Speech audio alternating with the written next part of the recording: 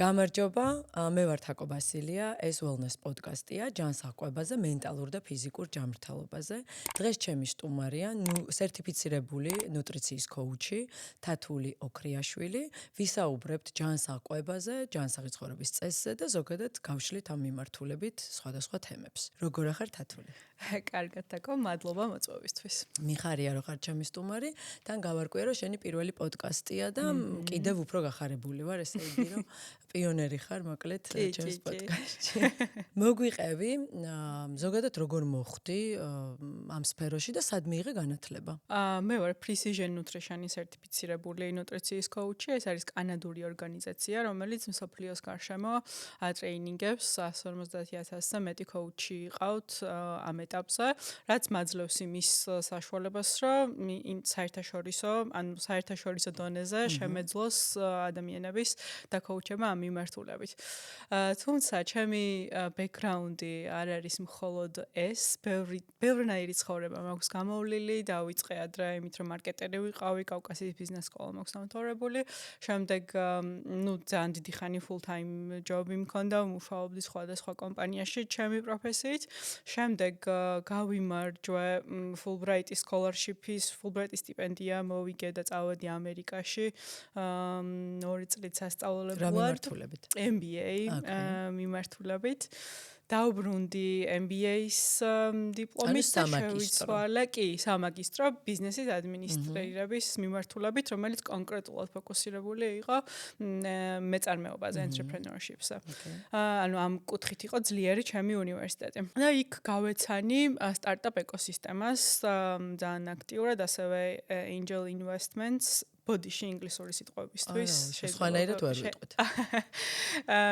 ხო, და რო დავბრუნდი, მოკლედ გადავწყვიტე რომ პროფესია შემეცვალა, იმიტომ რომ მივხვდი რომ ძალიან დამაინტერესა ამ თემამ და მოკლედ ტექნოლოგიური სტარტაპების ეკოსისტემაში აქტიურად ჩავები და სხვა პოზიციებზე ვმუშაობდი, angel ინვესტორების ნეტვორკი გავმართა, ანუ managing director ვიყავი, ასე ვთქვათ და მოკლედ დაახლოებით 4 წელი ვიმუშავე ამ მიმართულებით, ბოლოს დავასრულე სტარტაპ აქსელერატორში მუშაობით. ზოგადად როცა ამერიკაში წავედი, მივხვდი რომ ძალიან არ მომწონდა ეს ფორმატი ცხოვრების, ეს full time job-ის ფორმატი, ძალიან არ მომწონდა და ეს ანუ სამსახურში ხარ დილიდან საღამომდე და ვიღაცაზე მუშაობ, ხო? კი. ალბათ ძალიან ბევრი ადამიანს ეცნობა. ანუ იცი რა არ მომწონდა, რომ ეს რაღაც ციკლი იყო დაუსრულებელი, რომ ერთი სული იყოს პარასკევი, როდის მოვა, მერე პარასკევი მოვა, მერე შაბათს კარგად ხარ, კვირას უკვე ცუდად ყოფნა სიწყებ, იმიტომ რომ შაბათი მოდის. აი ეს ციკლი რაღაც საჩემო არ იყო და მაგ განზრახვი წავედი, რომ ჩამოვალ, აღარ ვიქნები თქო ამ მდგომარეობაში. მართლაც რომ ჩამოვედი, ანუ full time job-ი მაინც მქონდა, თუმცა უფრო ანუ ოფისის ჯობი არასდროს აღარ მქონია მასმერე, ასე ვთქვათ რა. ხო და ეს ბოლო სამსახური ძალიან გამიგრძელდა, ვიცი, რომ დავასრულე. მე მივხვდი, რომ მთლიანად მე მინდოდა, რომ შემძლებოდა ჩემი დროის მართვა და ძალიან დიდი ხანი პაუზა ავიღე, რომ გამორკვეულიყავი ჩემ თავში და აი ამ პერიოდში მივხვდი, რომ nutrition-ი და ზოგადად wellness-ი, ანუ კარგად ყოფნა იყო ის მიმართულება, რაც ძალიან მიყვარდა. აი ვიღაცას რო ელაპარაკები და თვალები რო გინათებს და რო არასდროს აღარ ჩერდები. ხო, იცი, ხო.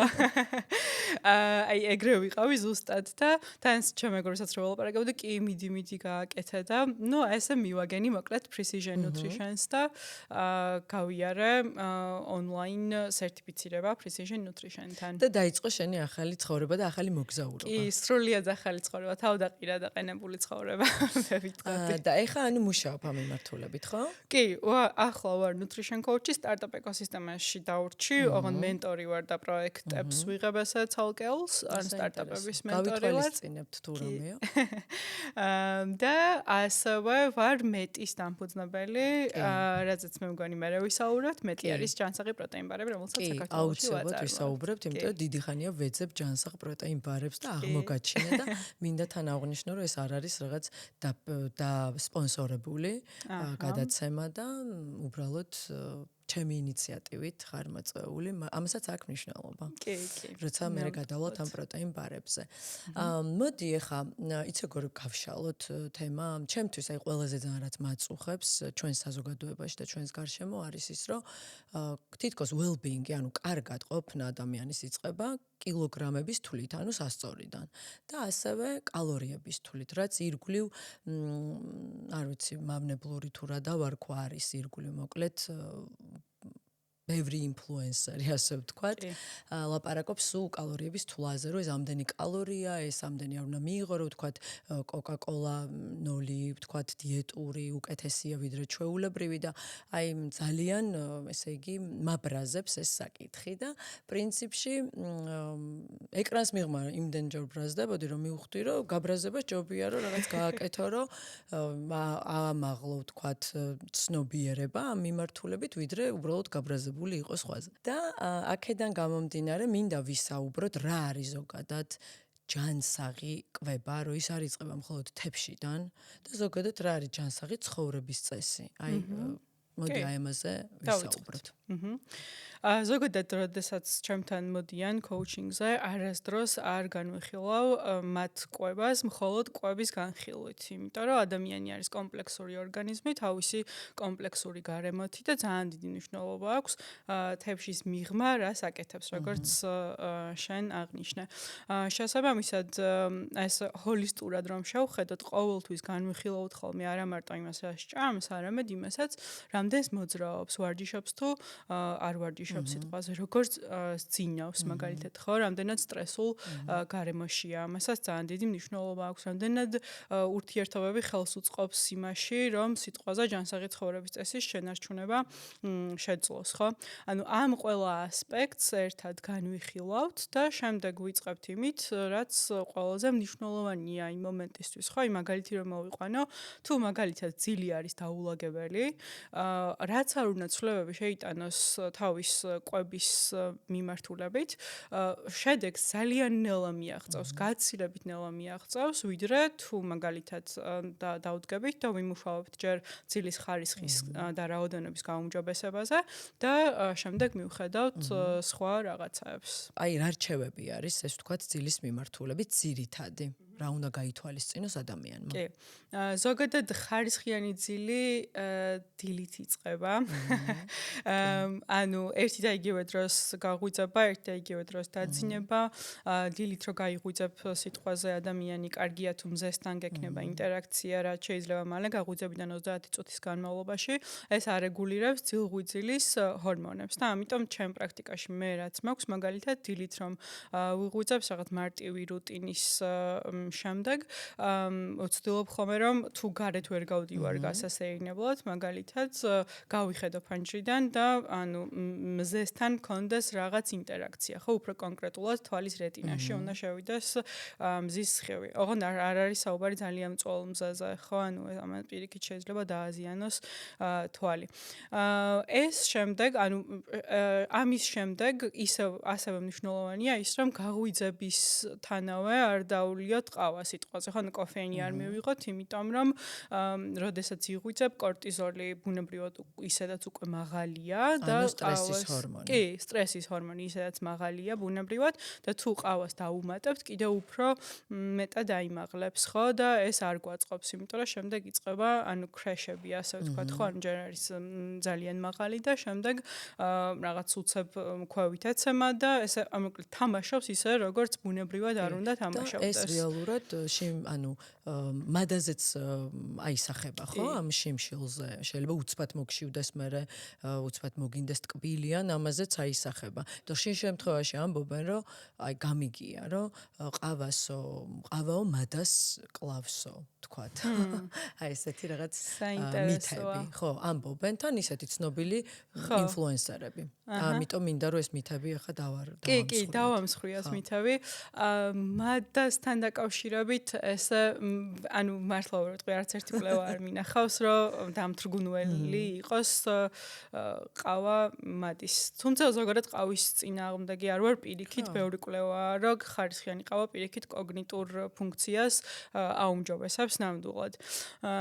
და რა ხო ანუ კორტიზოლს რო დაუბრუნდეთ ანუ დილით სიტყვაზე 60-90 წუთის შემდეგ გაღვიძებიდან ყავა რომ მიიღო და არა უფრო ადრე ეს ასევე ეხმარება ძილღვიძლის ჰორმონების დარეგულირებას. და ისაუზმო მგონი და ისაუზმო კი ბატონო. ესეც ბევრგან შემხვედრია რომ ანუ აუცილებელია რაღაც ერთი უკმა საჭმელი ჭამოთ და მერე დავლიოთ ყავა.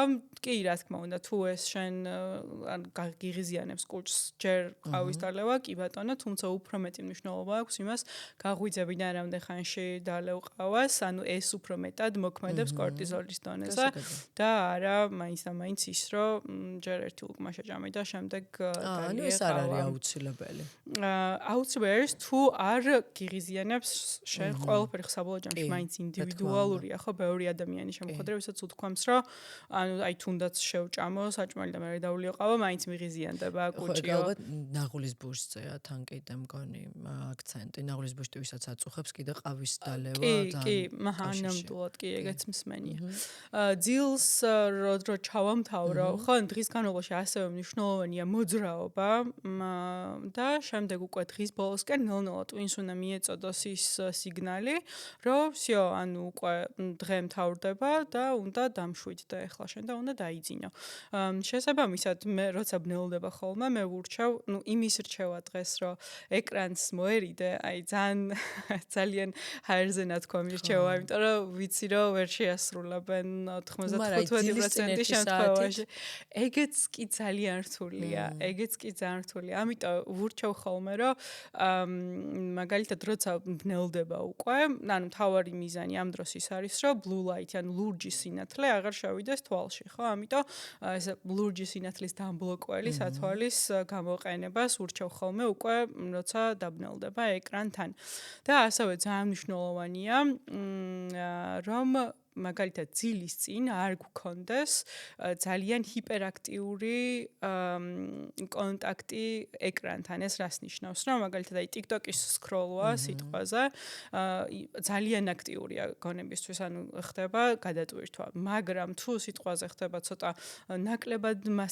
მასტიმულირებელი კონტენტის ნახვა ხო ეს შეიძლება იყოს შენი საყვარელი სიტკომი რაღაც კომედიური სერიალი სიტყვაზე ხო ან თუნდაც თუ შეგიძლია რომ ეკრანს საერთოდ მოშორდა და წიგნი წაიკითხო ეს ხო ანუ საუკეთესო გამოსავალია მაგრამ თუ ამას ვერ აკეთებ დაიწყე იმით რომ სიტყვაზე ნაკლებად მასტიმულირებელი კონტენტი მაინც მიიღე და არა ასე ვთქვათ ანუ ნაკლებად მასტიმულირებელი კონტენტი და სათვალე ეს არის ორი ახალი რჩევა კი ძილთან დაკავშირებით კიდევ ნუ ოთახი ჩაბნელებული უნდა იყოს ეს უკვე უშუალოდ ხარისხისთვის არის კარგი ასევე სიგრილე ოთახში ამასაც მნიშვნელობა აქვს ხშირ შემთხვევაში მე ვანიავებ ხოლმე ძილის წინ ოთახს სამთარშიც კი და კიდევ კარგია სხვათა შორის ძილის წინ ეს ტვინს რო სიგნალი მიეწოდოს რო გადაძინების დრო დაახლოებით 1 საათით ადრე რაღაც რიტუალის შემუშავება რა ეს რიტუალი შეიძლება იყოს მაგალითად გვირილის ჩაის დალევა პიტნის ჩაის დალევა ან ჩაბნელება შედარებით და სანთლის ანთება მაგალითად რომ ანუ თუ ამას ჩვევაში თუ გადაგივა და თუ გააკეთებ ხშირად ხო ეს უკვე შენთვის იქნება სიგნალი იმისი რომ всё უკვე მოსვენების დროა და და დუნდები კი ასევე ძალიან მნიშვნელოვანია ადრე დაძინება ამასაც მე თვითონ ვერ ვაკეთებდი ამას ძალიან დიდი ხანი მაგრამ ეხლა დავიწყე ეს ჩვევაში ეხლა შემოვიტანეთ 11 საათზე ვიძინებ და რომელზე წვები 11-ის ნახევარზე ხო რომ დრო გჭირდება სანამ დამშვიდდები, მოდუნდები და რა ჩაგეძინოს ხო. კი.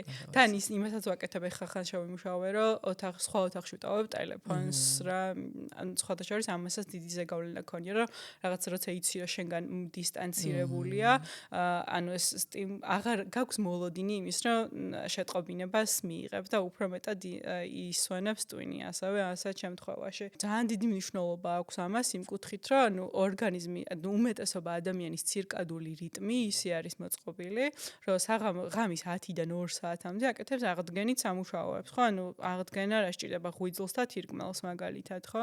შესაბამისად, თუ ამ პერიოდის განმავლობაში რაც მეტი ხანი გეძინება, მით უკეთესი. ჩემ შემთხვევაში ეს იყო life changing მართლა, ანუ იმდენად კარგად ფუნქციონირებს ტვინის დღის განმავლობაში, იმდენად კონცენტრირებული ხარ, იმდენად კარგად გრძნობ თავს, რომ ძალიან კარგი.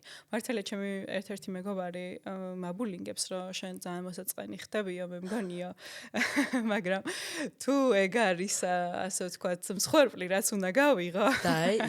დაეიყოს კი.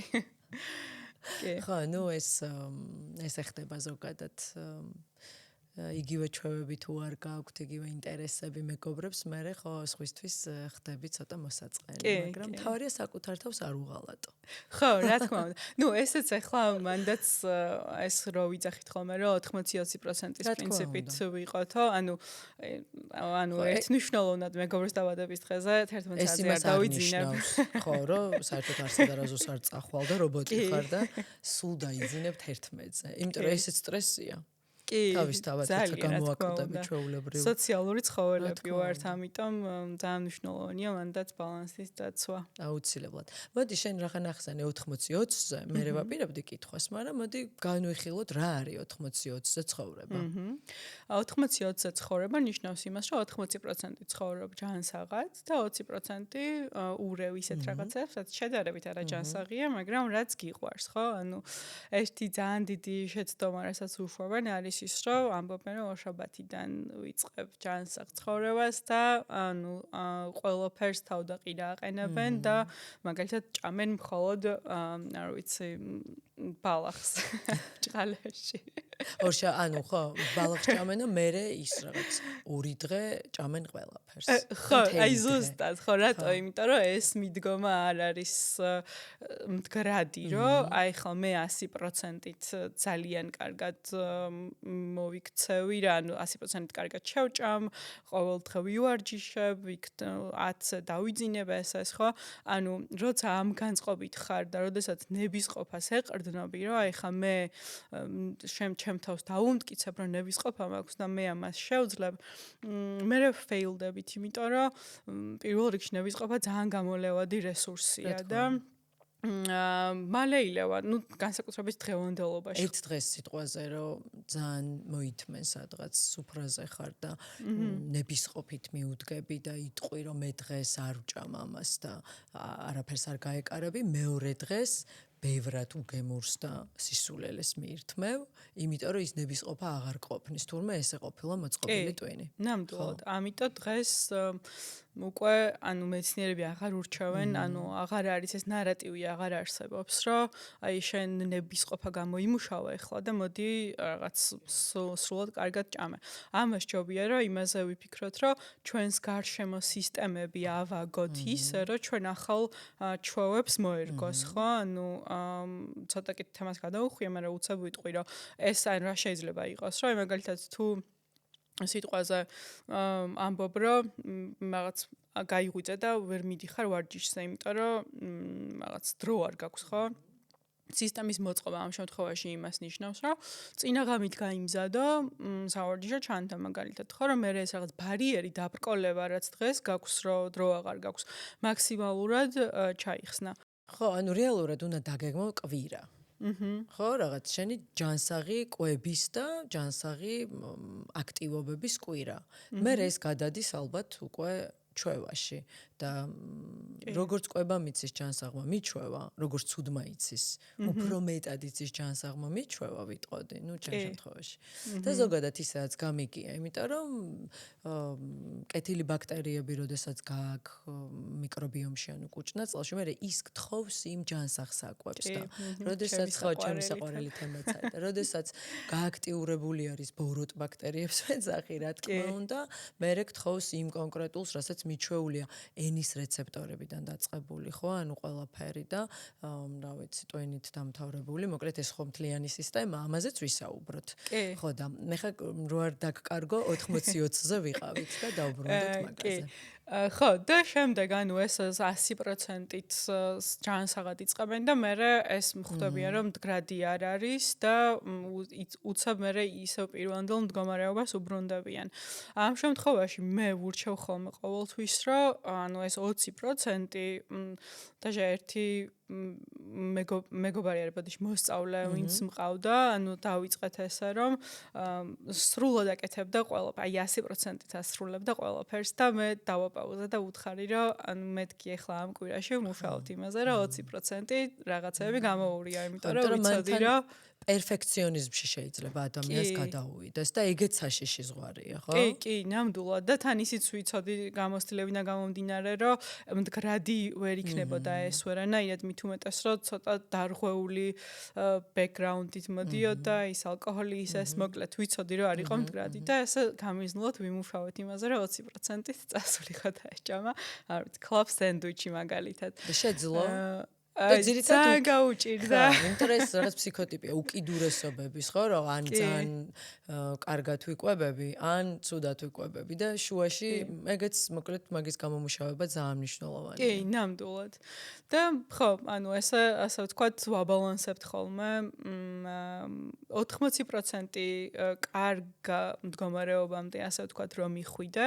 მაგას ვიტყოდი, რომ ცოტა დრო ჭირდება, ზუსტად იქიდან გამომდინარე შენ თქვი ნაწლავის მიკრობიომზე, ხო? ანუ რაღაც პერიოდის განმავლობაში უნდა ცოტა დავაძალოთ ჩვენ თავს, რომ მცენარეული პროდუქტი მივიღოთ, მრავალფეროვანი და როცა გაგვიმრავლდებიან ეს კეთილი ბაქტერიები, მაგ შემთხვევაში უკვე ისე ხდება, რომ შენ თავს აღარ აძალებ, ანუ ჩვეულებრივი მოთხოვნილება გიჩნდება უკვე მცენარეული პროდუქტის მიმართ და ამის მაგალითებიც მაქვს, ანუ აი თუ მაგალითად ისე გამოვიდა, რომ თქვათ, აი, ვმუშაობთ ერთად რაღაცაზე, მე მოუწია წასვლა საზღვარგარეთ და იქ ერთი დღე რაღაც გარეთ ჭამდა სულ ისეთ რაღაცაებს რა, ანუ fast food-ს ასე ვთქვათ.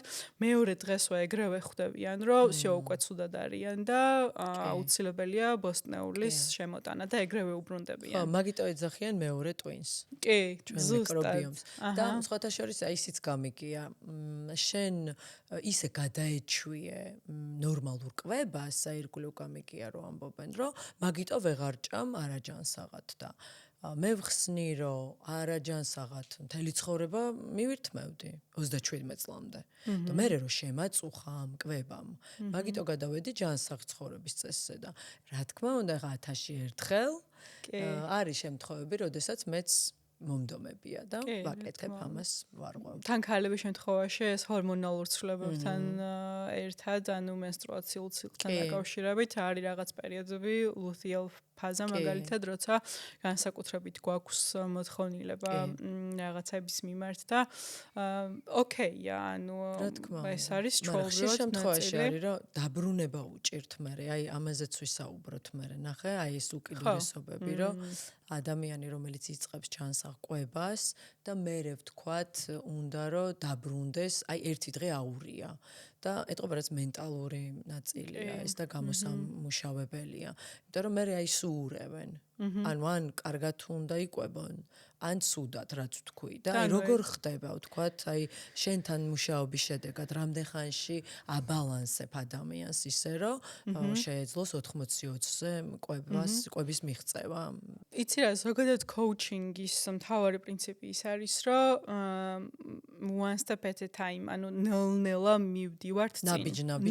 ნაბიჯ მივდივართ წინ, ხო? ანუ ესე ერთბაშად დიდ ცვლილებებს არ ვაკეთებ. შესაბამისად, შეიძლება ითქვას, რომ ალბათ აი 2 თვიდან 3 თვამდე ჭირდება იმას, რომ საბოლოო ჯამში დაბალანსებამდე მივიდეთ.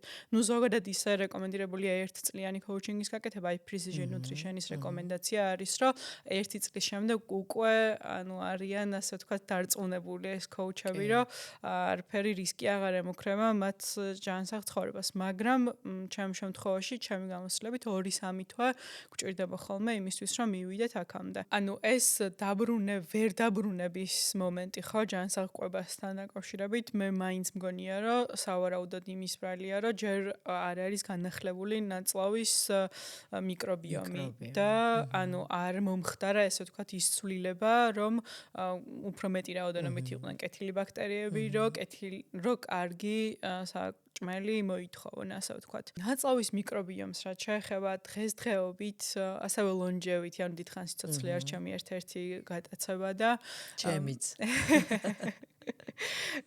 და ნაწლავის მიკრობიომის სიჯანსაღე არის ერთ-ერთი წამყვანი მიმართულება დღესდღეობით, რასაც იკვლევენ მეცნიერები. რა არის ეს, ხო? ანუ ტრილიონობით ბაქტერია ცხოვრობს ჩვენს ნაწლავში და თუ არ ვიკვებებით მცენარეული პროდუქტი თუ არ არის ჩვენს კვებაში, ამ შემთხვევაში ჭარბობენ ბოროტი ბაქტერიები და ეს ბოროტი ბაქტერიები შედეგად ითხოვენ ცუდ საკვებს, როგორც არის შაქარი, მაგალითად, ცომის პროდუქტები, რაფინირებული შაქარი. რაფინირებული შაქარი და ფქვილიანი პროდუქტები, ასე ვთქვათ, ხო? რაფინირებული ფქვილის. რაფინირებული ფქვილის. პრინციპში თუ რაფინირებული არ არის, ვთქვათ, ხილს თუ მივიღებთ, ისიც ხო შაქარია, მაგრამ კარგი დაცეხვილი ფქვილისგან დამზადებული მჟავე ცომზე პური არის გადასარევი. გადასარევი, კი. ერთი პრინციპი კიდე ეგ არის, რომ აკრძალვებს არ ვაკეთებთ არავითარ შემთხვევაში და ვცდილობთ, რომ უკეთესი არჩევანი გავაკეთოთ. ხო, ანუ პურზე არ ვამბობთ, რომ პური არ მივიღოთ, ვამბობთ იმას, რომ არსებობს უკეთესი ვარიანტები, როგორც არის ფერმენტირებული პური, ასევე ცეხვილი პური, რაც ჯობია, რომ მიიღო რაფინირებული ნაცვლად. მაგრამ ერთ ჩემ გამოცდილებას ჩავრთავ აქ. მაინც იმიტომ რომ გლუტენს შეიცავს ნებისმიერი პური, მე არ მაქვს გლუტენის აუტანლობა, მაგრამ იცის მიჩვევა ამ გლუტენმა. ან გინდება მერე. და პერიოდები მაქვს ხოლმე, რომ სულ თუ პურზე მეფიქრება, მე ვთქვათ, ჩემი არჩევანი კარგი პურია ამ შემთხვევაში.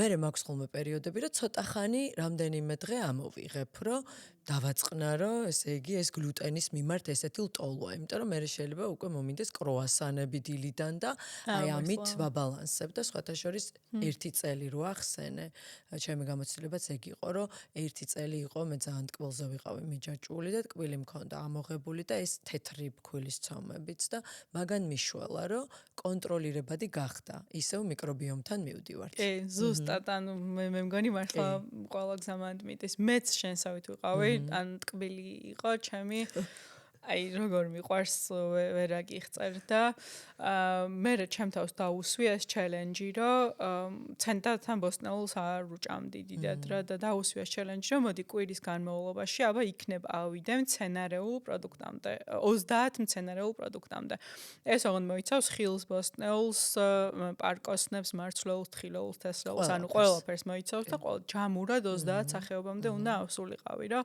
თავისაღი მიზანი რომ მიკრობიომი გამომესწორებინა ავედი, ანუ ეს ნოუთებში ვიწერდი ყველაფერს, რასაც ჭამდი და 30-საც კი გადავაჭარბე. როგორ იღებდი, ანუ კვირის განმავლობაში გულისხმობ? კვირის განმავლობაში, ხო, დილით გაიღვიძე, ჭამე სიტყვაზე ჩია. ხო, მოდი ვურჩიოთ პარალელურად მაყურებლისთვისაც საინტერესო იქნება. ეს შეიძლება თვითონაც მოუნდეს ამ გამოწვევის გაკეთება. კი, ძალიან საინტერესო გამოწვევაა მართლა. სხვათა შორის ძალიან რთული არ აღმოჩნდა, ანუ თავიდან ჩემს მოსწავლეებს ესე ურჩევ ხოლმე, რომ ჯერ დავითვალოთ ეხლა რამდენს იღებ რა, ანუ ისე რომ რაღაც ცვლილებები არ შეიტანო, ადექიდე დაითვალე, რამდენი გამოგვივა და მერე ვიმუშავებთ უკვე გეგმას, როგორ შეიძლება რომ გაიზარდოს ეს რაოდენობა. როგორ შეიძლება რომ ეს გააკეთო და თან ანუ იმასაც მნიშვნელობა აქვს კვირიდან ერთ კვირაში რას მიიღებ, შემდეგ კვირაში რომ სხვა რაღაცები შემოიტანო, იმის განსხვავებით წინა კვირაში გქონდა მრავალფეროვნების გამო კი. ნაწლავის მიკრობიომისთვის მრავალფეროვნებას აქვს ძალიან დიდი მნიშვნელობა. ანუ ის არ არის საკმარისი, რომ სიტყვაზე ადგე და მხოლოდ სტაფილო შეჭამა მთელი კვირის განმავლობაში დიდი რაოდენობით, ანუ ეგ არ კმარა, იმიტომ რომ სხვადასხვა ტიპის ბაქტერიებს, სხვადასხვა სახის ბოჭკოთი ყვებავთ, ხო? ბოჭკოს თემაც ძალიან მიყვარს და ამაზე ესეც ჩავშალოთ. ხო, ეს გამოწვევა დავისახე, ავედი 30-მდე და გადავაჭარბე კიდეც. დაახლოებით 3 კვირა დამჭირდა, როგორც მახსოვს. აი მოგვიყევი ერთი დღე ვთქვათ, როგორ იქ. ოკეი. მაგალითად დილით დილა მაქვს საკმაოდ დატვირთული ჩემს სმუზისთან ერთად პროტეინ სმუზია ჩემი საუზმე დატვირთული მკუთხით რომ მაგალითად დარიჩინია შიგნით სელია ასევე თესლეულიდან კიდევ არის გოგრის გული და მზესუმზირა ბანანი მოხალული თესლეული მოხალული ჯობია იმიტომ რომ საკმაოდ მყარი გარსი აქვს მოხალული იყო დაბალ ტემპერატურაზე და არა დიდ ხნით განუწვა არის ხო ანუ მყარი გარსი აქვს საკმაოდ და თუ თერმულად დამუშავებული არ არის ძალიან უჭირს მისგან ნუტრიენტების შეწოვა და გადამუშავება ორგანიზმს კი კიდევ ქოქოსის ფანტელსაც უშვები ხოლმე მოკლედ ერთ 5 სახეობამდე და ბოდიში მოცვი დამავიწყდა ეს ყველაზე კენკრა კი და ბაზარა აქვს თქვათ ამას როგორი პროტეინი აქვს ბარდის ფხვნილი აქვს შემთხვევაში მცენარეული პროტეინი კი იმიტომ რომ რომელ რძეს ხმარობ ეგეც ნუშის რძეს რომელსაც მე თვითონ ვაკეთებ მაგას ვამბობ ანუ ის რაღაც ყუთებში 1000 რაღაცას რო შეიცავს არა ზეთებს და რაღაცას მაგას არა კი შენიც როგორ აკეთებ ანუ აბლენდერებ წყალთან ერთად და წურა კი ღამე უნდა დაალბო ეს ნუში და დღისით ანუ დილით შემდეგ უკვე გადაუხსევებ წყალს და დააბლენდერებ წყალთან ერთად და გაწურავ ძალიან რამდენი არის ნუშის რძე და რამდენი ვთქვათ ერთი სკუპი აი ვთქვათ რამდენი გრამს უთხრათ და შეიძლება მოუნდეს რამეს ამის მომზადება. 1/3 ჭიქა ნუში და ამ 1/3-ს უშვები ხოლმე 500 მლ წყალს და ნუ ძალიან ცოტა მარილს ვხრი, იმიტომ რომ ცოტა გემოვნური თვისებები წამოიღოს. და კანიანად შვები? კი, კანიანად, კი. აბლენდერებ. ვაბლენდერებ. ყველაფერს და მე წურა. აჰა, კი. და რაც დარჩება ამ რაოდენობით ერთ პორციას აკეთებ სმუზის თუ ბევრი არის? არა, 3 დღე მყოფნის. ანუ მაცივარში მე ათავსებ ამ გამოწურულ ნუშის რძეს, ხო სწორია? სასურველია იყო შუშაში, ალბათ, შენახული, ხო? და მე აი რამდენს უშვები? დაახლოებით 150 მლ მჭირდება ხოლმე ერთი სმუზისთვის. და 20 გრამი და 20 გრამი ფხვნილი, კი. და დანარჩენი ეს რაღაცები, აი რამდენი 20 გრამი თუ რამდენს უშვები? ორ-ორი ჩაის კოზი გამომდის დაახლოებით რა. სელი ახლად დაფქვილი, ხო? ახლად დაფქვილი, კი, ამასაც მნიშვნელობა აქვს, დაუფქვავსელს ყიდულობ და ვქვავ ხოლმე და შემდეგ მაცივარში ვინახავ, იმიტომ რომ მარტივად მალფუჭებადია, ასე ვთქვათ რა, მალფუჭებადი ცხიმია. ურევ ამ ყველაფერს და მოკლედ მე მიდიხარ სავარჯიშოდ. მე მიდიხარ სავარჯიშოდ, ხო, ის უნდა მეთქვა, რატომ არ ვუშვები ბევრს სელს და იგივე ჩიასაც, ხო, იმიტომ რომ ყოველთვის დილით, თითქმის ყოველთვის დილით ვარჯიშობ და ვარჯიშამდე ძალიან გადატვირთვა ცხიმით რეკომენდირებული არ არის. ამიტომ ვცდილობ ხოლმე რომ უფრო მეტი წილი იყოს ნახშირწყალი იმისთვის რომ ენერგია მომცა სავარჯიშოდ და ცილა. ნუ და აბალანსებით ნაკლები, კი. ძალიან კარგი ის ინსპირაცია მომეცი, იმიტომ რომ აი ზუსტად ეს 2 დღეა ვფიქრობ რომ კვერცხი მომბეზრდა დილით და თან ძალით ვჭამ და თან არ მიყვარს ეს ძალით მირთმევა მთელი რიტუალია ჩემთვის ეს საუზმე და გავიკეთებ ეხა მეც მაქვს სმუზის და ხო თან ძალიან გემრიელია გაყინული კენკრაც უკენი და კი ვუზამ ხო და ანუ ხვდები ეხა თან მეყოფა კიდევ ბოჭკო რატო არის ძალიან მნიშვნელოვანი ბოჭკო არის ზოგადად მცენარეული პროდუქტის შემადგენელი ნაწილი ხო და ზოგადად ადამიანს ფერმენტი არ გააჩნია იმისი რომ მოინელოს ეს ბოჭკო თუმცა ნაწლავის ბაქტერიებს შეუძლიათ მისი მონელება შესაბამისად როდესაც ნაწლავის ბაქტერიები ინელებენ ანუ ფერმენტაციას აკეთებენ ამ ბოჭკოსი წარმოიშვება გვერდითი პროდუქტები ეგრეთ წოდებული by products როგორც არის მაგალითად ბუტირატი რაც არის მოკლე ჯაჭვის ცხიმოვანი მჟავები short chain fatty acids ეძახიან ინგლისურად ეს ბუტირატი და სხვა მოკლე ჯაჭვის ცხიმოვანი მჟავები ძალიან დიდი სახელია მნიშვნელოვანია ბევრი რაღაცისთვის ერთ-ერთი მათგანი არის mucus როგორ არის ქართულად ლორწო ლორწო, ხო, ლორწოვანი გარსის, ნაწლავის ლორწოვანი გარსის აღსადგენად არის ძალიან მნიშვნელოვანი. რატო არის მნიშვნელოვანი, რომ ლორწოვანი გარსი გქონდეს ჯანმრთელი იმისთვის, რომ ლორწოვანი გარსი წყვეტს რა შევიდეს და რა გამოვიდეს, ხო? და თუ ან დარღვეულია, ამ შემთხვევაში უკვე თვითონ ნაწლავიდან სისხლში გადადის ანთების მოლეკულები და უკვე სისტემური ანთება გვეწყება მაგალითად, ხო? კი, ამიტომ აუცილებლად უნდა იყოს, ანუ შენარჩუნებული ისე, რომ ანუ არ იყოს დარღვეული, ასე ვთქვათ რა. ასევე მისი ფუნქცია არის იმუნური სისტემის შენარჩუნება, მართვა და კიდევ ერთი მნიშვნელოვანი ფუნქცია აქვს, რომ ინსულინ სენსიტიურობას აუმჯობესებს, ასევე შიმშილის ჰორმონს, გრელინს ამცირებს და ზრდის პირიქით დანაყრების ჰორმონს, როგორც არის GLP-1. ანუ ძალიან ბევრი მნიშვნელოვანი ფუნქცია აქვს. ოზემპიკია ბუნებრივი მოკლედ. ფაქტიურად, ხო, მაგიტო არის ხოლმე, რომ ანუ ბოჭკო, ანუ გავსებს, ასე ვთქვათ რა და განაყრებს. ნუ მაინც თავარი დამანაყრებელი მაკრონუტრიენტი ცილა, მოდი ჩამოვთვალოთ რა არის ბოჭკო ზოგადად, რა საკვებში შედის. ყველა მცენარეულ საკვებში შედის, განსაკუთრებით დიდი რაოდენობით არის პარკოსნებში. lentil, ანუ იგივე ოსპში არის ყველაზე დიდი რაოდენობით, ოსპი, მუხუდო და ლობიო, ან 10-დან 13 გრამამდე აქვთ.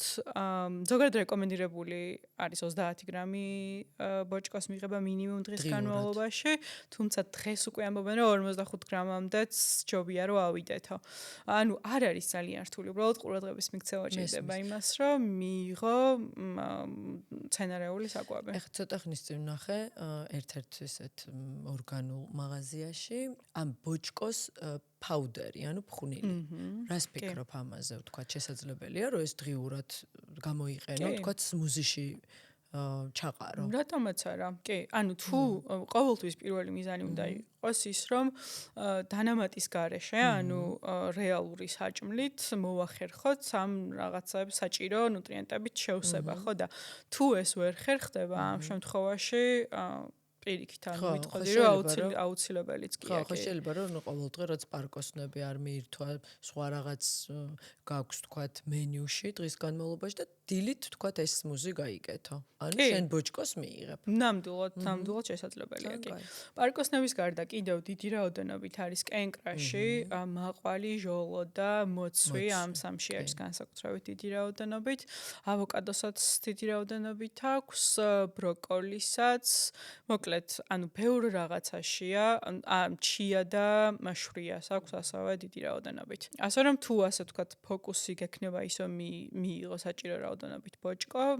რთული გამოსვლადი არ არის თუმცა ეხა ჩემს მოსწავლეებისთვისაც ვემუშავები თუ თავიდან აი ჯერ როცა არ არიან მიჩვეული ბოსტნეულის მრავალფეროვნება სიტყვაზე ხო ანუ აი ამ პერიოდში მაგალითად ერთ-ერთს დავაწყებინე აი ამ ბოჭკოს დანამატით ზუსტად ხო მე რასაც ამბობ კი ფსილიუმით კონკრეტულად იმიტომ რომ ანუ არ იყო მიჩვეული და ძალით არასდროს არაფერს არ ვაკეთებთ ანუ თუ ვინმეს არ უნდა ბოსტნეულის ჭამა ანუ ჯერ ვიწყებთ სხვა გამოსავლის პოვნას და შემდეგ გადავდივართ ამაზე კი მე მიცდია ფსილიუმი და სხვათა შორის აი ისეთ რაღაც სავსე შეგრძნებას მაძლევდა რომ მე საერთოდ აღარ მინდოდა ჭამა და დავანებე თავი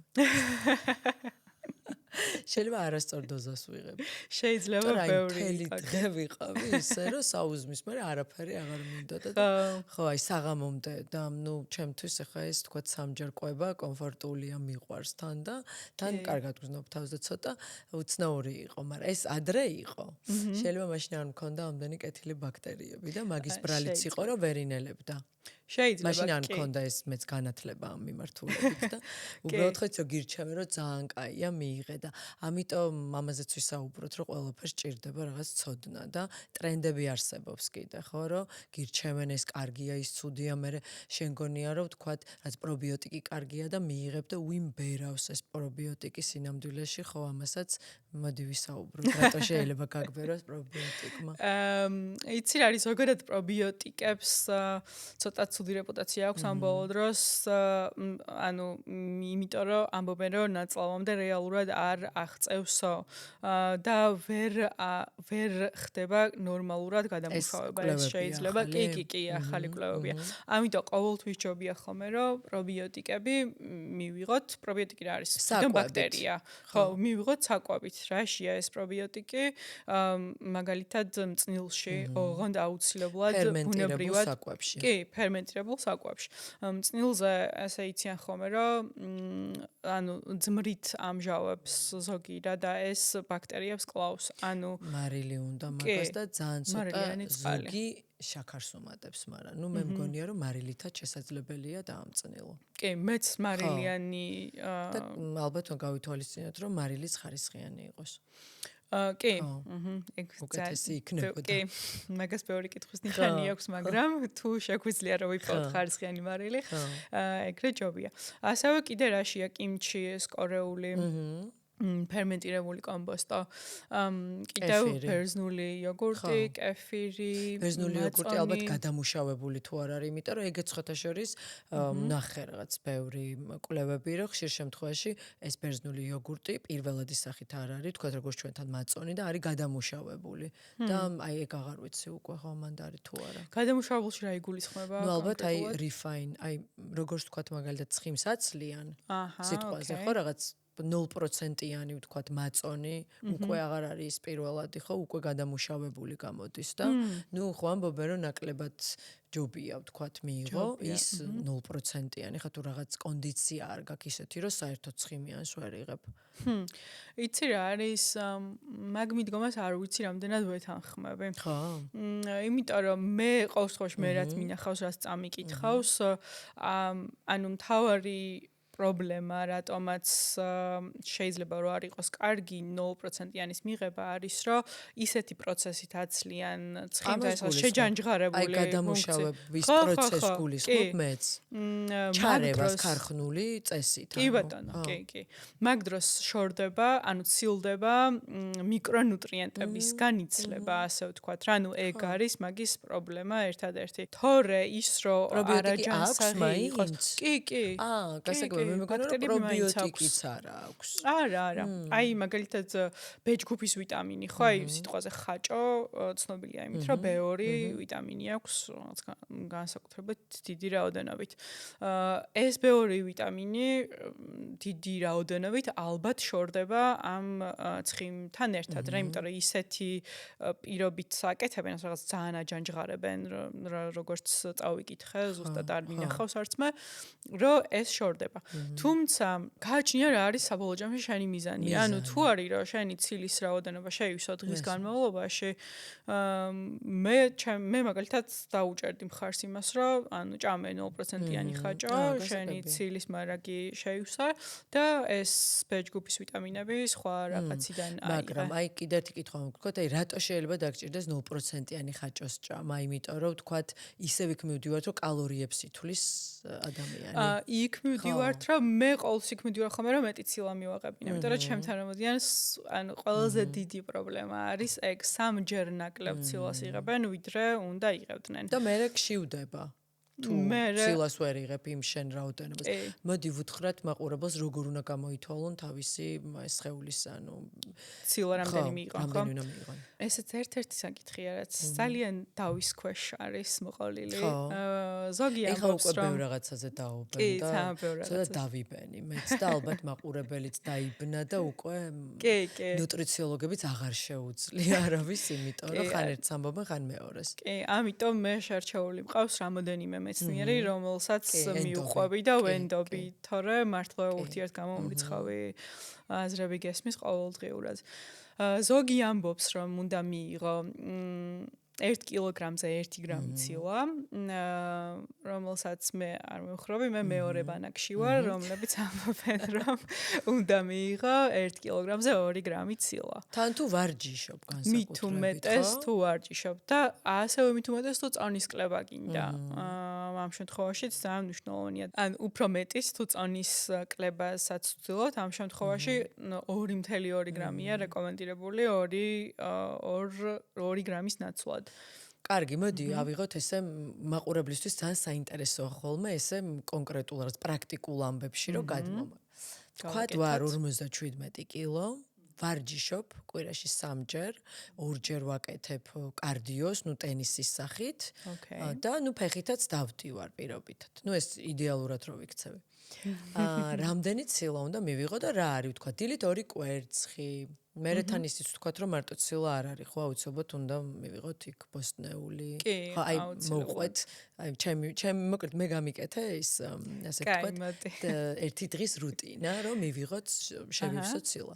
57 უნდა გავამრავლოთ 2-ზე, შენ შემთხვევაში, კი არა და ანუ მე ყველაზე 2-ზე გავამრავლევდი, მოდი, ანუ არ მინდა რომ გამოვყო ისე, რომ მოვარჯიში ადამიანი ვარჯიშობ თუ არ ვარჯიშობ, მაინც იმდენად ბევრ ფუნქციას ასრულებს და ბევრს ჯერა, რომ ბევრს გონია, რომ მხოლოდ კუნთის ასაშენებლად გამოიყენება ეს მაკრონუტრიენტი. რეალურად იმუნური ფუნქციისთვის, იმიტომ რომ ანტისხეულების აშენებაში იღებს მონაწილეობას, ფერმენტების წარმოებაში იღებს მონაწილეობას, ასევე ჰორმონების, ხო, როგორც არის ინსულინი, მაგალითად, ასევე დამოკიდებულია ცილაზე.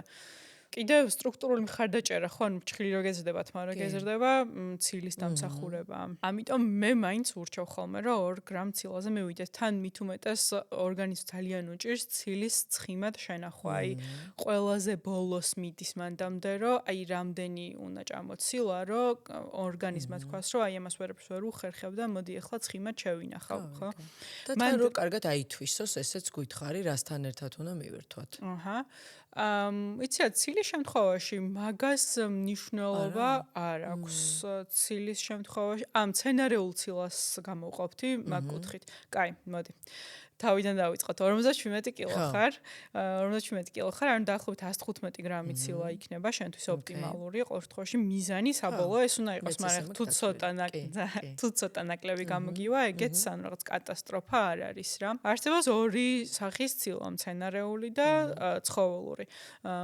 რა არის ზოგადად ცილა, ხო? ანუ ცილას როცა იღებ, ორგანიზმი ამას შლის ამინომჟავებად. გვაქვს 20 ამინომჟავა, აქედან 9 არის essential, ანუ აუცილებელი ამინომჟავა, რაც იმას ნიშნავს, რომ ორგანიზმი თავისით ვერ გამოიმუშავებს და უნდა მიიღო აუცილებლად საკვები. გარედან უნდა მიიღო აუცილებლად საკვების სახით, ხო?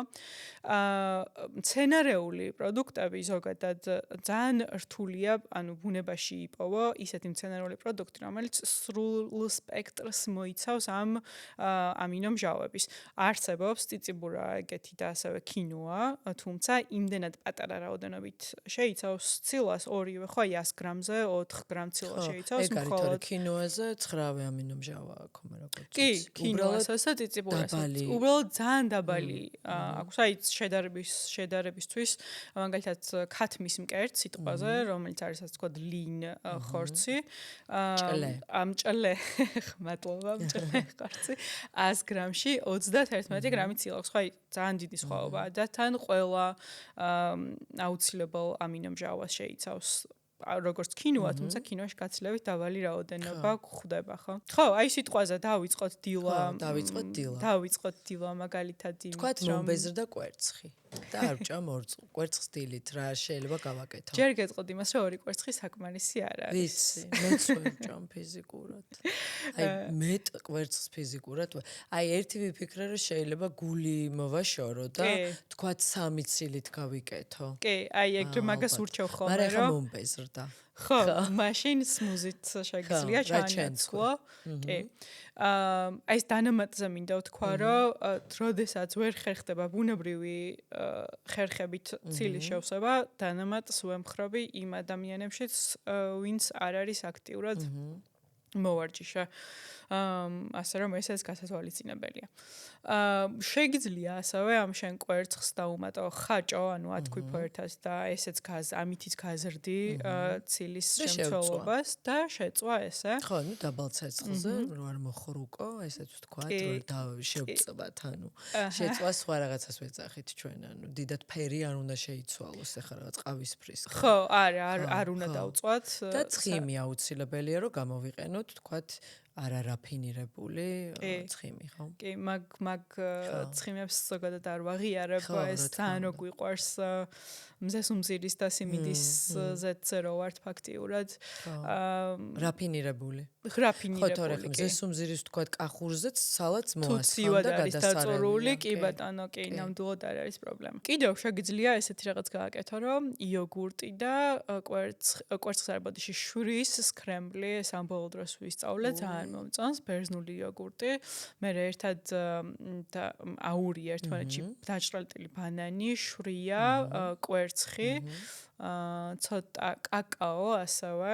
ეს შეწვე, როგორც კვერცხის სკრემბლს შეწვავდი ისე და ბერძნულ იოგურტს ფილოში. აჩეჩილად, ხო? აჩეჩილად, კი.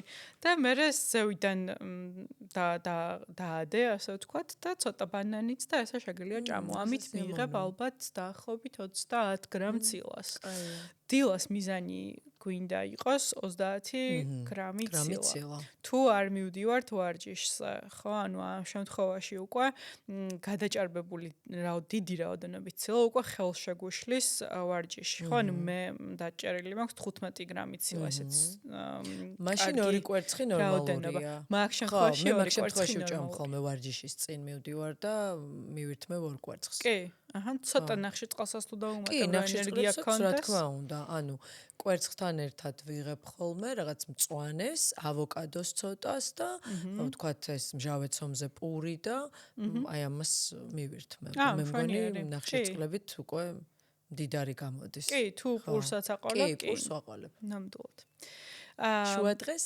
შუა დღეზე რომ გადავიდეთ, მაგ შემთხვევაში ქათმის მკერდი სიტყვაზე ბოსტნეულთან და ნახშირწყალთან ერთად როგორიც არის 150 გრამი ალბათ. აი უკვე 150 გრამს რომ მიიღებ, უკვე 45 გრამი გაქვს მოტებული. ესე იგი, ქათმის თქვა სხვა ნაწილები თუ ხდება, ეგრე ვერ ხდება, ხო? ცილის ისეთი ათვისება მკერდშია მარტო, ხო? მკერდშია მარტო ეგ რაოდენობით. თუმცა დიდი სხვაობა არ არის. უბრალოდ რა ქათამი შეწვა 26 გრამი აქვს თუ სწორად მახსოვს. შეგიძლია ასევე ჩაანაცვლო თინუსით მაგალითად, თუმცა ერთი გასათვალისწინებელი ის არის, რომ კვირის განმავლობაში ძირითადად კონსერვის თინუსს ჭამთ, ხო? ანუ 2-3-ს რო არ გადააჭარბოს, ეს მერკურის რისკის ქვეშ დგებით უკვე, ამიტომ ეს შეზღუდული რაოდენობით ორაგული შეიძლება იყოს ეს, ასევე შუადღით და მცენარეული ცილიდან შეგვიძლია შევარჩიოთ ლობიო, მუხუდო და ოსპი. ეს სამი არის, რომელსაც ყველაზე დიდი რაოდენობა აქვს. ჰუმუსი უფრო მეტად ცხიმისწყარო, ანუ ორივეა. ტაჰინი და ასევე ზეითუნიზეცაც უშვებიან. მე არ უშვები. ცოტას უშვები ძალიან. რომელს ზეითუნის? ხო, უფრო ლიმონს უშვები ხოლმე და ძალიან ცოტა ზეითუნიზეს და ცოტა ტაჰინის, ცოტა ნიორს. მეც გაჩნია როგორ დაარეგულირებ, მეგონი, ხო? კი, მნიშვნელობა აქვს ნამდვილად რეცეპტებს რო შეხედო, ორი სუფრისკოვზია, ორივე და ძალიან ბევრია. შეგიძლია უფრო მეტი მუხუდო იყოს და ვთქვათ ის უფრო ნაკლები უქნა და მე მგონი აღარ იქნება ეგეთი ცხიმიანი. რაღაც ხშირ ბევრჯერ ახსენე ეს ცხიმის რაოდენობა, რომ არ უნდა გადააჭარბო და ადრე პირიქით იყო ესე მიღებული, რომ ვთქვათ, კარგი ცხიმები საერთოდ არ უნდა მოერიდო და ძალიან კარგია. პირიქით რაღაც ზეითუნიზეც ფაქტიურად სვამენ. და აი როგორ არის, აი რას გულისხმობ ცხიმში? ჯანსაღი ცხიმი ნამდვილად აუცილებელია, ხო, ანუ არსებობს როგორც აუცილებელი ამინომჟავები, არსებობს ასევე აუცილებელი ცხიმოვანი მჟავებიც, ხო, იმიტომ რომ ჰორმონების წარმოებაში იღებს მონაწილეობას ცხიმები, ამიტომ მნიშვნელოვანია. თუმცა შეზღუდული რაოდენობით როცა ვამბობ, ეს ძირითადად ვახსენებ ხოლმე ვარჯიშამდე და ვარჯიშის შემდეგ. თუნდაც ვარჯიშის შემდეგაც რომ დიდი რაოდენობით მიიღო ცხიმი, აი მაგალითად 15 გრამ ცხიმს რო გადააჭარბო სიტყვაზე. ამ შემთხვევაში უკვე ორგანიზმი ან ხელს უშლი ნუტრიენტების შეწოვას, ანელებს ცხიმი ნუტრიენტების გადანაწილებას, ასე ვთქვათ, ხო? ეხლა მივხვდი, ხო. კი, თორე ის ანუ თუ მაგალითად სიტყვაზე ტონის კლებაზე ვმუშაობთ, ანუ და თუ ვითვლით ცხიმებს, ანუ თლად ისეც არ არის, რომ განუსაზღვრელი რაოდენობით შეუძლიათ მიიღება, თუმცა არის ისედაც გადაკლება თუ გინდა კალორიაც გასათვალისწინებელია, უბრალოდ სწორად უნდა იყოს გაგებული ამას აქედან დავიწყე თავიდანვე პოდკასტი რომ მხოლოდ კალორიის თუ არ არის და გააჩნია რა კალორია და მიზანს გააჩნია ხო ეს არის მნიშვნელოვანი ზოგადად წონის კლება ტერმინი ძალიან არ მომწონს იმიტომ რომ ბევრნაირად შეიძლება დაიკლო წონა რა ანუ შეიძლება დაიკლო ცხიმის მასა შეიძლება დაიკლო კუნთის მასა წყლის მასა ხო შესაბამისად მე მიყვარს ხოლმე ამ ტერმინის ხმარება ცხიმის მასა იმიტომ რომ არასდროს არ უნდა გვინდოდეს კუნთური მასის დაკლება არასდროს და დეჰიდრატაცია არ მოხდეს ხო კი ბატონო ნუ ეგ შესაძლებელია მოხდეს მაშინ როცა თუ სიტყვაზე ძალიან ბევრ ნახშირწყალს ჭამ და თუ ამოიღე ამ შემთხვევაში უკვე ანუ წყლის მასის კლებაც მიმდინარეობს რაც აუცილებლად ცუდი არ არის მაგრამ რაც არ უნდა გვინდოდეს არის კუნთური მასის კლება და ეს რადიკალურად ცვლის უკვე მოცემულობას ხო როდის არ იკლებ კუნთურ მასას მაგ იმ შემთხვევაში თუ საკმარისი რაოდენობით ცილას იღებ ანუ ისევ თან განაყრებს ცილამდე მივდივარ მაგრამ სხვათა შორის ცილის ჭამას ჭირდება სწავლა იმიტომ რომ მე ვიცი ადამიანები ვინც საერთოდ ვერ მიირთმევენ ცილას რაღაც რაოდენობას იმიტომ რომ უფრო მეტ ტკბილს და ნახშირწყალს მიირთმევენ და მაქედან გამომდინარე აი საერთოდ არ უნდათ ცილა და მეც ვიყავი მაგ რიცხვში სხვათა შორის და ვისწავლე მე და მე უკვე გიყვარდება და გინდება კი, იმდენად უკვე ხვდები, რომ ეს რაღაც აი ნახშირწყლით მდიდარ კვებას რა აქვს, ხო, რომ ანუ იღებ ამ ნახშირწყალს, მე უცებ ენერგია იმატებს და შემდეგ უკვე ანუ ქვევით ჩამოდის და მე კიდე მოთხოვნილება გვაქვს ნახშირწყალზე, ხო, ანუ ასე ვთქვა, წელი დღე და სულ გვაქვს მოთხოვნილება და დამოკიდებულება ნახშირწყალზე და კი და სუსაჭმელზე ფიქრობ. ეხლა რა უნდა ხო სუმაგის დაგეგმვაში ხარ, იმიტომ რომ ნახშირწყალი ესე იგი გიკეთებს ინსულინის სპაიკს ალბათ, ხო? კი, ნამდვილად. ნუ ხო, ნახშირწყალსაც გააშინიან, მაგრამ თუ დაბალანსებული არ იქნება, თუ არ არის დაბალანსებული, მხოლოდ ნახშირწყლებს თუ ეტანები, ამას გულისხმობ. კი, ინსულინის სპაიკები, შემდეგ უცებ მოდის ეს ინსულინის სიგნალს. მე ცუდ ხასიათზე ხარ. კი, და მე ხარ ცუდ ხასიათზე ასაა. იმაშობა აისახება ძალიან მენტალურ ჯანმრთელობაზე. კი, ნამდვილად. მენტალურ ჯანმრთელობაზე ეგეც აისახება და ნაწლავის მიკრობიომზე ბოლომდე რო არ ვისაუბრეთ.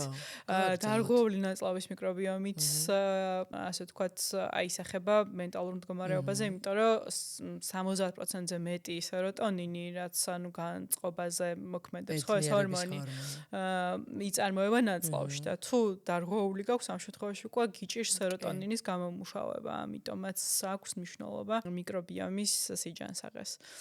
ერთი კიდევ როგორც შეიძლება რომ ასე ვთქვათ ჯანსაღი მიკრობიომი შეინარჩუნო არის ფასტინგი, ოღონდ ფასტინგი არა იმ გაგებით, რა გაგებითაც ხშირ შემთხვევაში იყენებენ ხოლმე, ხო, ეს რაღაც 18+24 საათი ინტერვალური შიმშილი. ინტერვალური შიმშილი, კი. რო ის სიტყვაზე შენს ნაწლავს იმის საშუალება მისცა, რომ დაისვენოს. დღევანდელი კვლევებით უკვე ამბობენ, რომ 12-დან 14 საათამდე ეს მოსვენება საკმარისია იმისთვის, რომ მიკრობიომმა დაისვენოს და მოკლედ აღდგენა მოახერხოს. ამიტომ ამასაც ხარ იმის მომხრე რომ ვთქვათ ეს რაღაც ისეთი ფასტინგები როა ხო როგორ თქვა რადიკალური რომ მაგალითად კვირაში ერთხელ აუცილებლად უნდა იშიმშილო რომ ამდენი სიმპტომი ძირითადად მაინც გასახდომად მოწონს ხალხს და პრინციპში ეხლა რომ დაუკვირდა მე არ გამომდის და მაგიტო მივხვდი რომ არ არის ჩემი მხოლოდ იმ შემთხვევაში თუ მოუხვედრილ ვარ თქვათ რიტრიტში ანუ გამაჯანსაღებულ თქვათ ადგილას სადღაც სადაც ნუ იქ შენი რაციონი გაქვს მოსვენებულ მდგომარეობაში ხარ მართლა თან უძღვნი შენ თავს აი როგორ თქვა შიმშილი კი არ არის ანუ იწმინდები და საერთოდ სხვა мотиваცია არის მაგ დროს და ეს ჩვეულებრივ ცხოვრებაში მაინც ძირითადად გასახდომად აკეთებენ მაგრამ კარგ ხასიათზეც გაყენებს იმიტომ რომ მეტი ენერგია გაქვს ხო შიმშილს რაღაც მიჩვევა იცის და რაღაც მუღამს დაგაჭერინებს და მე აი ძალიან მშიერზე შეჭამ, ასე ვთქვათ, მიასკდები ვიტყვი ამ სიტყვას და მაგაშიც რაღაც სიამოვნებას ნახულობ და ეგეც მგონია მენტალური ნაწილია და ნაი შენი აზრი მაინტერესებს თქვა კვლევებით როგორ არის, იმიტომ რომ მანდაც სადაოა. ძალიან სადაოა. და აქ რაღაც შენ ინდივიდუალურად თუ მიიღებ გადაწყვეტილებას როგორც მივხვდი. მაგრამ თან ქალებისთვის ვიცი რომ არ არის სასურველი, მაგრამ ნუ ზოგი მეუბნება რომ ჩემზე ძალიან კარგად მუშაობს, მაგრამ ეს არის გრძელვადაში მაინც არ არის კვლევები გაკეთებული, რომ სიტყვაზე შეიძლება შენზე კარგად მუშაობს 40 წლამდე რაღაც და გადასარევად ხარ და გაკლებინებს განსაკუთრებით მუცლის არეში, ხო? ძირითადად მიდის ხოლმე ცხიმი, მაგრამ მე უკვე ამ მენოპაუზის პერიოდში მე უკვე კვლევები არ არის რა რეზულტატს იღებს და აი რას გვეტყოდი მაგის შესახებ თუ გაქვს ინფორმაცია. ორად არის მანდაც გაყოფილი ნამდვილად მე რომელ ბანაკსაც მივაკუთვნები ისინი დიდ გრძელვადიან ინტერვალურ კვებებს არ ემხრობიან.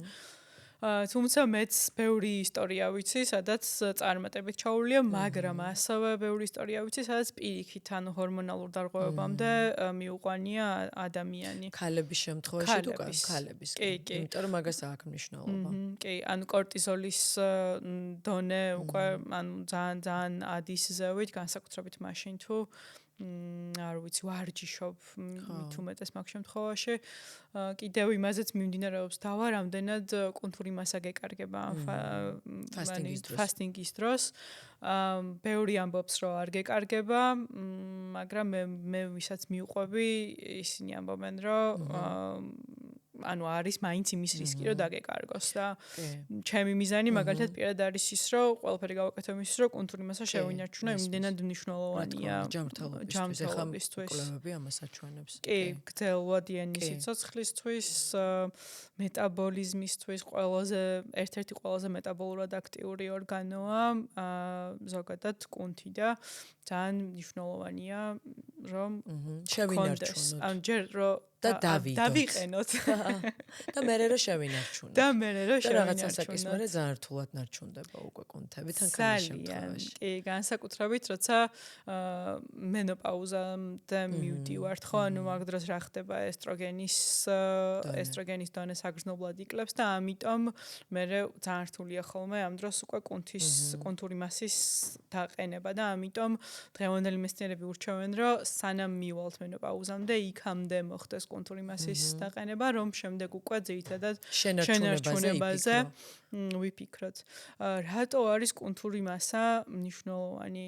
იმიტომ რომ ვახსენე რომ მეტაბოლურად ერთ-ერთი ყველაზე აქტიური ორგანოა თქვა ეს იმას ნიშნავს რომ აი ესე მოსვენებულ მდგომარეობაშიც კი უფრო მეტი ენერგია ჭირდება ორგანიზმს ანუ უფრო მეტ კალორიას მოიხმარს ასე ვთქვათ ენერგიის სახით რომ აი უბრალოდ შეგინარჩუნოს ასე ვთქვათ და ასევე არის გლუკოზის საუკეთესო დეპო ანუ რას აკეთებს ხო აი მაგალითად მიიღე სიტყვაზე ბანანი აი მაგალითი რომ მოვიყვანო და წახვედი მერე ვარჯიშზე ხო გლუკოზას სისხლიდან კუნთი იღებს ინსულინის ჩართულობის გარეშე ანუ ინსულინის გამოტყორცნა ბევრის აღარ ჭირდება ორგანიზმს იმისთვის რომ ათვისება მოახდინოს კუნთმა ამ გლუკოზის და ინახავს როდესაც გაქვს კუნთები უკვე როდესაც გაქვს კუნთები რაც რა პროცენტი არის ეს კუნთი აი როგორ რაღაც ითვლება რაღაცნაირად თქვათ რომ აი რაღაც პროცენტი უნდა ქონდეს კუნთი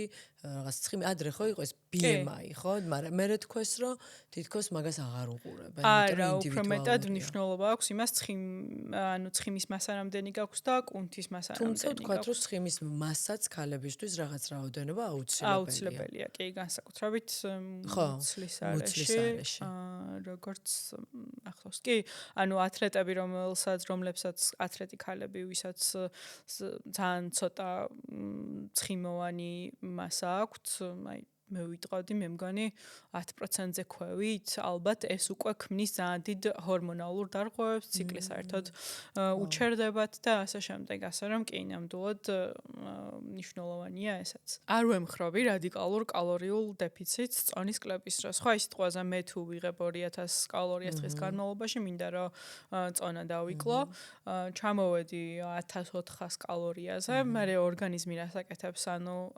ადაპტაციას ორგანიზმის აკეთებს, რომ მეტაბოლიზმს ანელებს, ხო, იმიტომ რომ ანუ უკვე ანუ სიგნალია, რომ აღარ გჭირდება მეტი ენერგია, ხო? შესაბამისად, მე გიწევს, რომ უფრო და უფრო ქვევით ჩამოხვიდე იმისთვის, რომ წონის კლება გააგრძელო, იმიტომ რომ იმ 1400-ზე უკვე ვეღარ ხედავ შედეგს. ამიტომ ჩემი ასე ვთქვათ, მიზანი არის ხოლმე ის, რომ მე მცირე კალორიული დეფიციტი შეიქმნას, ანუ სიტყვაზე 2000 კალორიიდან ჩამოვიდეთ 1800-ზე, მაგრამ ამავდროულად იმაზე ვიფიქრო, რომ მეტაბოლიზმი დავბუსტოთ, მეტაბოლიზმი ავაჩქაროთ. და ასევე მეტაბოლიზმს აჩქარებს ხარისხიანი ძილი, თუ სიტყვაზე ვხედავ, რომ ძილის პრობლემა, პირველი რაც ვაკეთებთ არის, რომ ძილს ვაგვარებთ, ასევე კონტური მასა, ანუ კონტური მასა ასევე აჩქარებს გრძელვადიანად მეტაბოლიზმს და როგორც კი ასე ვთქვათ, ვარჯიშობ ჰიპერტროფიისთვის და ხედავ, რომ კუნთი გეზრდება, იმასაც ამჩნევ, რომ ცხიმის მასა ნელ-ნელა გაკლდება, ეს იქიდან გამომდინარე, რომ კუნთი არის მეტაბოლურად აქტიური ორგანო. და ასევე ერთი რაც კიდევ მეტაბოლიზმს აჩქარებს არის უფრო მეტი მოძრაობა. ოღონდ აქ საუბარია ნით ქვია, ანუ არავარჯიშის მოძრაობა. ყველაფერი რაც არ არის ვარჯიში, ხო? ანუ ეს რა შეიძლება იყოს, რომ აი მაგალითად კიბეზე ახვიდე და არ ახვიდე ლიფტით. მეტად ადგე წყლის დასასხმელად თუნდაც რაც მიკრო, მაკრო მოძრაობებია, ხო? რაც ესე გამიგია. და რეალურად ამბობენ, რომ კი არ ნელდება ვთქვათ მეტაბოლიზმი, არამედ ბავშვობაში უბრალოდ უფრო მეტ მოძრაობებს ვაკეთებდით და რაც ასაკში შევდივართ, უფრო ნაკლებად ვზოგავთ ჩვენ ამ მოძრაობებს. და აი ამასაც არ ქმევენ, რომ ვთქვათ გეზარება, ადგომა, აღება, აი რაც უფრო მეც მოძრაობ, მით უფრო მეტი ენერგიის მოთხოვნილება ნამდვილად. ერთი რატომაც კიდევ ნელდება ესე იძახიან მეტაბოლიზმს არის კუნთური მასის ბუნებრივი კლება. ანუ ისევ და ისევ იქმნივართ, რაც უფრო დიდია კუნთური მასა, მით უფრო მეტი ენერგია ჭირდება ორგანიზმს ყოველდღიურად. კი. ხო. მოდი ახლა ვისაუბროთ ჩვენ შენს მიერ შექმნილ ცილაზე, ანუ პროტეინ ბარზე, რომელსაც ქვია მეტი. კიდევ ერთხელ ვადასტურებ, რომ ეს არ არის ესე იგი დაფინანსებული, ასე ვთქვათ, partnership ვთქვათ, პოდკასტი, არამედ ეს არის ესე იგი ჩემი ინიციატივით აღმოჩენილი პროტეინ ბარი და მინდა ვისაუბრო, იმიტომ რომ ჩემთვის მაგალითად ძალიან რთულია, რომ ვიპოვო ხარისხიანი ესე იგი პროტეინ ბარი. ყოველთვის არის რაღაც დანამატებით, ან რაღაც უცნაური იმის შაქრის შემცველი, თქვათ დანამატით და ხშირ შემთხვევაში უცნაური წარმოების ქვეყნიდან, რომელსაც არ ვენდობი და მე თვითონ ვიწერ ამ პროტეინ ბარი, იმას პროტეინ ფხვნილებს, რომელიც არის ვთქვათ grass fed ესე ქვია, ხო, რაღაც ბალახზე მოძოვილი ძროხისგან შექმნილი პროტეინ ცილა, მაგრამ ნუ ხშირად არის, რომ ვერ ვახერხებ ამის რაღაც მომზადებას, წაღებას, დალევას, ასე შემდეგ და ძალიან გამიხარდა, რომ მოდი ვაჩვენოთ მაყურებელს. ვაჩვენოთ. ხო. ესეთი, ესე იგი პროტეინ ბარებია. ესე იგი ეს არის მოიცადე წავიკითხო. კაკაო, თხილი, კვერცხის ცილა, ფინიკი. ეს არის ესე იგი კურკუმა, ნუში, კვერცხის ცილა, ფინიკი. ძალიან ერთი სული მაქვს, როდის გავალ, რომ გავსინჯო. მიწის თხილი, კვერცხის ცილა, ფინიკი და ოთხნაირია, ხო? კი, ოთხნაირია. და ეს არის ესე იგი ქოქოსი, ფინიკი, კვერცხის ცილა. და აი ესეთი ფანტასტიკური შეფუთვით და მოგვიყევი აბა ამ პროტეინ ბარების შესახებ თქვათ რატო არის ჯანსაღი? ჯანსაღია, იმიტომ რომ შეიცავს ბუნებრივ ინგრედიენტებს და ნაკლებად გადამუშავებულ პროდუქტებს. ყველაზე მეტად ანუ გადამუშავებული რაც შეიძლება რომ იპოვო ამ პროტეინ ბარში არის კვერცხის ცილა ფხვნილის სახით, რომელიც ერთ-ერთი ყველაზე ნაკლებად გადამუშავებული ცილის ფხვნილია ზოგადად ბაზარზე. იმიტომ რომ ძალიან მარტივი პროცესია, ანუ კვერცხის მე თვითონ თავიდან რომ დავიწყე ამაზე მუშაობა, მე თვითონ ვაკეთებდი სახლში ამ კვერცხის ცილის ფხვნილს, იმიტომ რომ აქ ვერ ვიშოვე ვერსად. ანუ მარტივია იმ კუთხით, რომ კვერცხის ცილას აშრობ ღუმელში და შემდეგ აბლენდერებ და ფხვნილს იღებ. კი. თუმცა ანუ სახლის პირობებში ძალიან რთულია, იმიტომ რომ უამრავი ცილა გჭირდება კვერცხის. შესაბამისად, ხო, ეგ იყო მთავარი იდეა, რომ მოდი შევკრათ ისეთი პროდუქტი, სადაც იქნება თითქმის არ იქნება გადამუშავებული პროდუქტი. მანდიდან წამოვიდა ეს იდეა.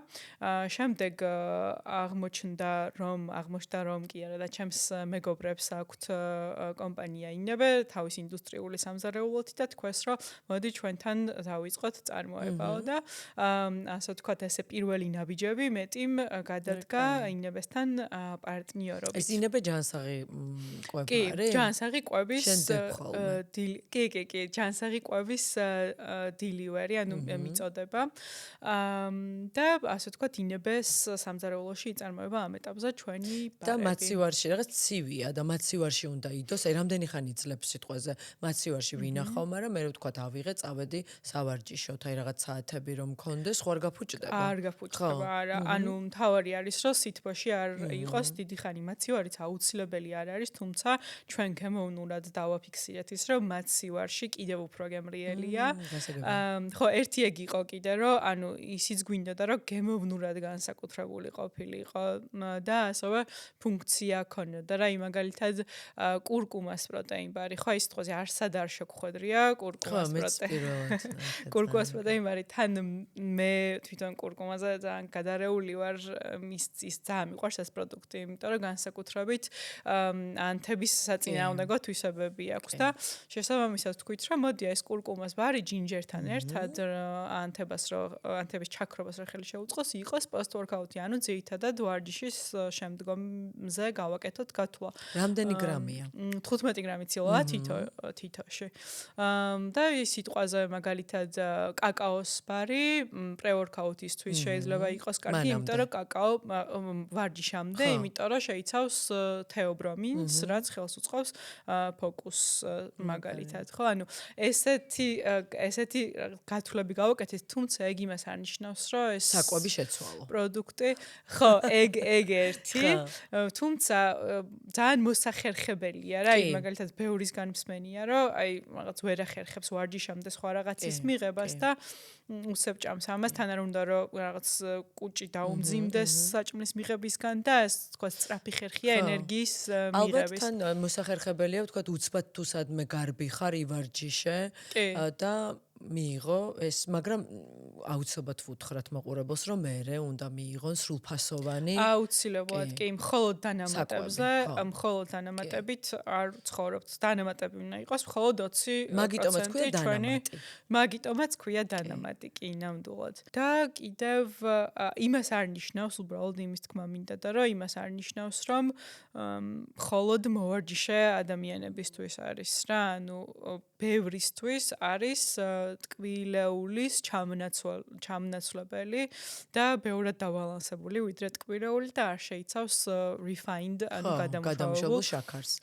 დამდგარია თაფლით და ფინიკით. და მნიშვნელოვანია ის ვთქვათ, რომ გადამუშავებული შაქარი კუჭ-ნაწლავში მიკრობიომზე, რაზეც ვისაუბრეთ ვრცლად, აჩენს იმ ბოროტ ბაქტერიებს, მერე გთხოვს უფრო მეტ შაქარს და აი ეს ბუნებრივი ვთქვათ ფინიკი და თაფლი ეგზე არ აჩენს პირიქით კეთილბაქტერიების გაჩენას უწყობს ხელს და ამიტომ მნიშვნელოვანი და თან ბოჭკოც აქვს ფინიკს, ხო? როგორც ვიცი. ფინიკი, ნამდვილად, კი.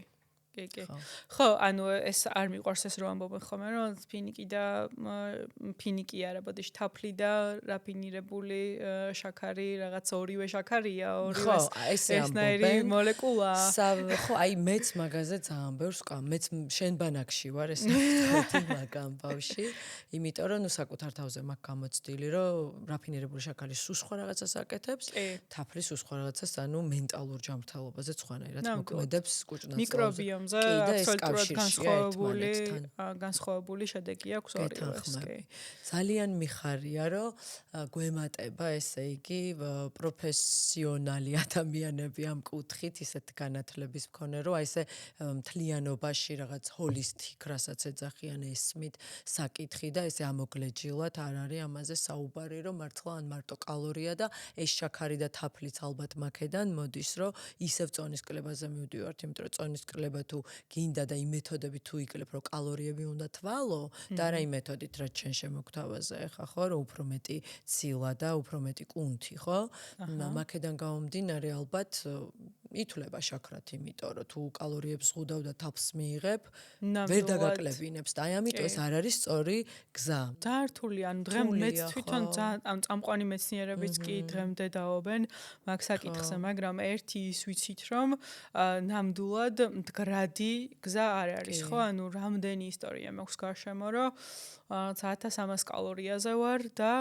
ანუ მორჩი მე რა ხდება ანუ ვერ ჩამოხვალ ხო უსასრულოდ ხო ვერ ჩამოხვალ ქვევით ვერ შეამცირებ უსასრულოდ და ამიტომ მე ორმაგად უფრო მეტ იმატებენ ამას რო ასრულებენ იმიტომ რომ შენ თქვა 1300 კალორიას რაღაც პერიოდი რომ მიიღებ შეიძლება თან წახვიდე სადღაც დაბადების დღეზე და იქ წაქცდეს და რაღაც ერთი ნაჭერი სიტყვაზე ნამცხვარი ან არცხვაჭაპური მიირთვა მომენტალურად ორგანიზმი იმას შეინახავს ცხიმად და უფრო შესიებულიც გაიღვიძებ დილით იმიტომ რომ სავარაუდოდ სტრესშია და ნებისმიერი რამე რაც ზედმეტს იღებ შეინახავს და ანუ ეს უნდა გვესმოდეს რომ მართლა რაღაც არ არის ეს გზა დაკლების სწორი მიმართულება და მუდმივ სტრესში ხარ და კორტიზოლი სტრესის ჰორმონი აწეული და მოკლედ ნამდვილად მეტაბოლიზმის აჩქარება უფრო გრძელვადიანი და მდგრადი გზა ვიდრე რადიკალური კალორიული დეფიციტის შექმნა. და კიდევ ერთხელ ვთქვათ, ანუ მეტაბოლიზმის აჩქარების ხერხი არის ესე იგი, რომ